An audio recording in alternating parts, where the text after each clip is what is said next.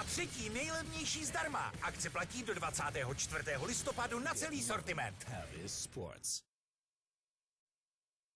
Volám protože jsem chtěl, aby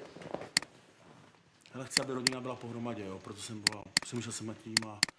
Ty chceš mít rodinu pohromadě a proč mi teda odřezáváš od dětí? A já chci jenom, aby jsme drželi prostě, aby jsme zhubli a drželi zdravou výživu. Přijdeš od pana doktora a seš chytrej jak pan učitel. Ale já říkám znovu, prostě peníze pro mě nejsou podstatný. Pro mě podstatný je zdraví mých dětí, jo.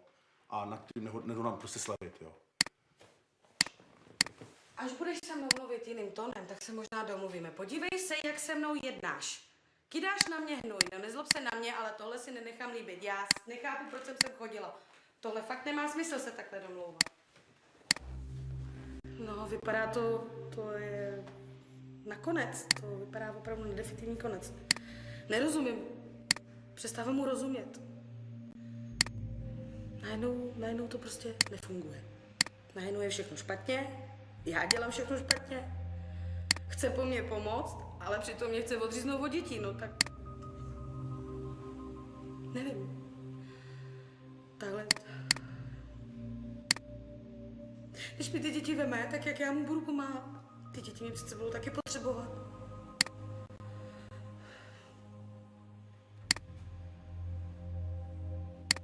Nevím. Já jsem se snažil, pozval jsem Šárku k sobě domů, aby jsme se domluvili a evidentně prostě nespolupracuje a pro mě zdraví dětí je na předním místě, ale já se bojím, že prostě půjdeme od sebe, že to nepůjde, jo. Je to hodně líto, ale bohužel. Po několika probdělých nocích učinil Standa těžké rozhodnutí. Jeho žena Šárka dlouhodobě hazarduje se zdravím jejich dětí. Standa nevidí jiné východisko, než manželku od Marka, Michaely a Lindy izolovat. Stojím před nejtěžší volbou svého života, jo. Prostě žena mi naznačila, nebo řekla mi, že se nevrátí dřív, nebo od svý mámy, dokud budu nutit do nových stravovacích návyků. Jo, děti, no bojím se o děti, jo. Bojím se, jak jim to řeknu, jo, protože to je těžký, mě to bude těžký vysvětlit. To se bojím, no a pak se bojím toho, že, nebo jako pro mě je strašná volba, jako volit mezi manželkou a zdravím svých dětí, jo. Šílená situace, jo.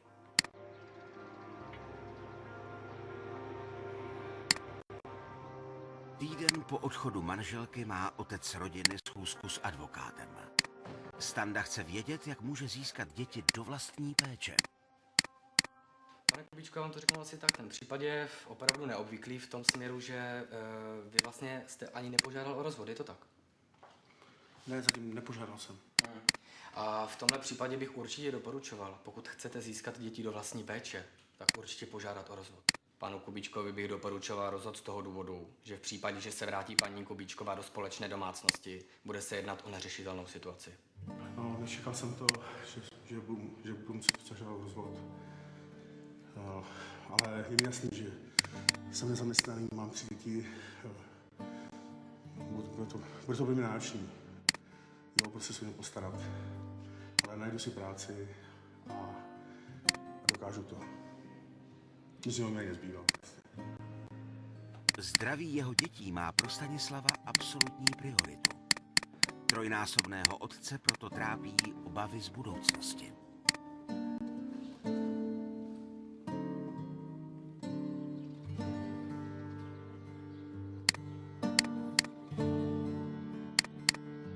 Standa musí dětem upřímně vysvětlit, že se k nim jejich matka už nevrátí.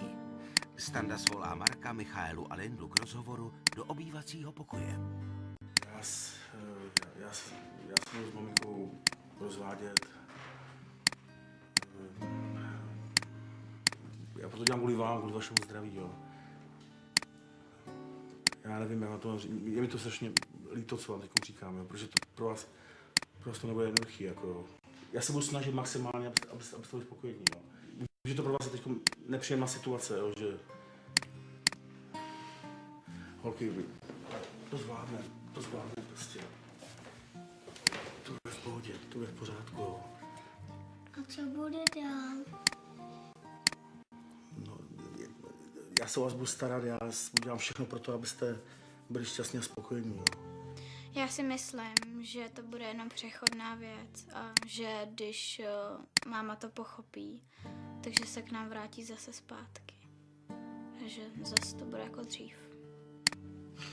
Snad jo.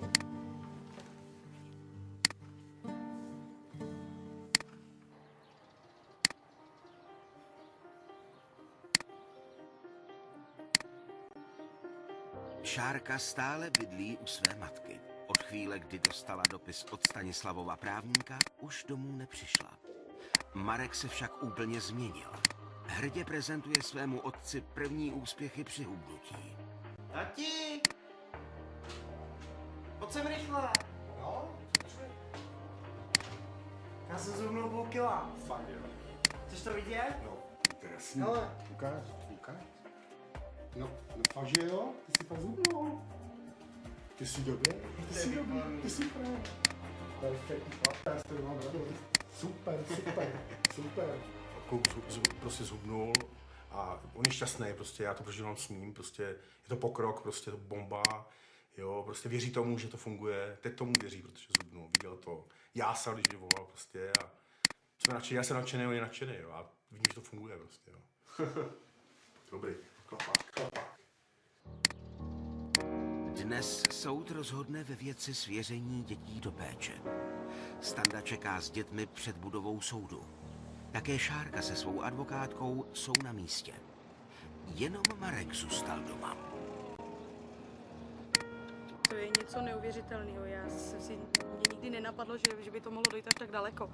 Až do téhleté fáze. Nadváha. Že mají děti nadváhu.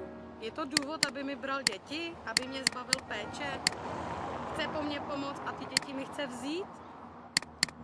To je jak zlej sen prostě. Jsem z toho úplně hotový, mám úplně napětí tonům prostě ve mně a doufám, že to bude rychlý prostě, že se tam nebudeme hádat, že to proběhne rychle, jo, jako. Jsem úplně vyřízený, jako. Rozhodnutí soudu padlo po 2 hodinách. Soud v podstatě dopadl tak, že byl důležitý názor Markových ošetřujících lékařů, kteří uvedli, že paní Kubíčková se navzdory výzvám nedostavila do poradny. Dále pak důležitý bylo, že vlastně můj klient pan Kubíček se velmi dobře stará o své děti a vede k zdravému životnímu stylu.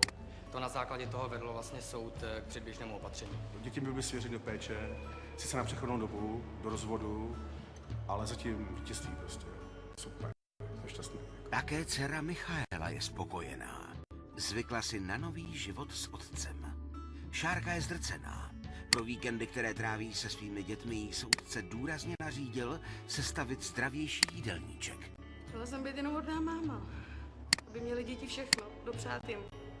Když se jim nedaří, tak potěšit je.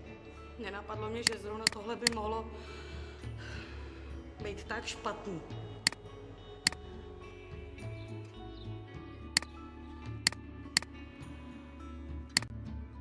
O 2 týdny později Standovi děti pilně plavou v bazénu. Markův zdravotní stav se výrazně zlepšil. Děcka se chytli, pohyb je baví prostě a mám z toho skvělý pocit, jo. Prostě začal sportovat, začalo prostě toto, je to bomba, no. 14letá Michaela změnila školu a už ji nikdo nešikanuje. S prvními schozenými kily přišlo i nové sebevědomí. Jednou v týdnu chodí Michaela na plavecký trénink, kde si našla i nové kamarádky. Manželka už posledně říkala, že děcka jsou perfektní, skvělí, že se zlepšili a já si myslím, že časem se přijde na naši stranu, až to pochopí, jo. Navzdory nesnázím a námaze dosáhli Standa a děti svého cíle. Jsou na nejlepší cestě začít šťastný a především zdravější život.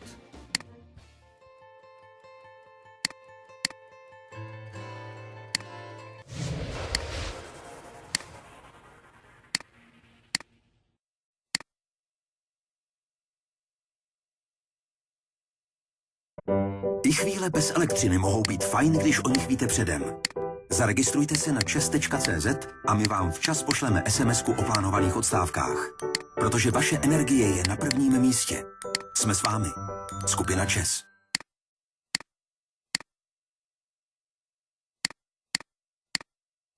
Milujete dobré jídlo? Máme pro vás nový magazín o vaření Prima Fresh. Prozradí vám nejoblíbenější recepty na vánoční cukroví a jak připravit husu na 6 způsobů. Dozvíte se, jak k jídlu vybrat správné víno a jak připravit ty nejlepší pochoutky valašské kuchyně. A jako bonus recepty ze známých pořadů televize Prima. 100 stran za pouhých 49 korun najdete u všech dobrých prodejců tisku. Prima Fresh. Milujeme dobré jídlo.